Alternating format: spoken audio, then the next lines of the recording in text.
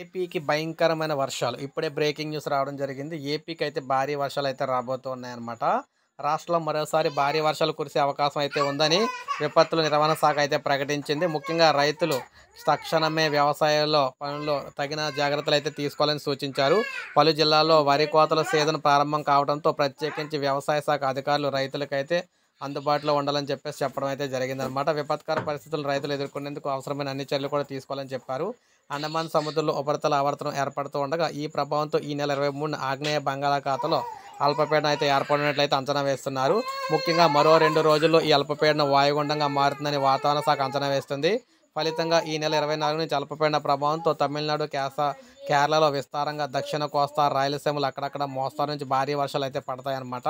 So, ప్రత్యేకంగా పంటల season కాబట్టి రైతులందరినీ కూడా అలర్ట్ చేయడం కోసం ప్రత్యేకంగా ప్రభుత్వం అయితే హెచ్చరికలు అయితే జారీ చేసింది. ప్రతి ఒక్కరు కూడా అలర్ట్‌గా అయితే ఉండండి. భారీ వర్షాలు అయితే రాబోతున్నాయి ఏపీకి. సో, ఒక లైక్ చేయండి. సబ్స్క్రైబ్ చేసుకోకపోతే మన ఛానల్ సబ్స్క్రైబ్ చేసుకొని ఫాలో అవుతూ ఉండండి.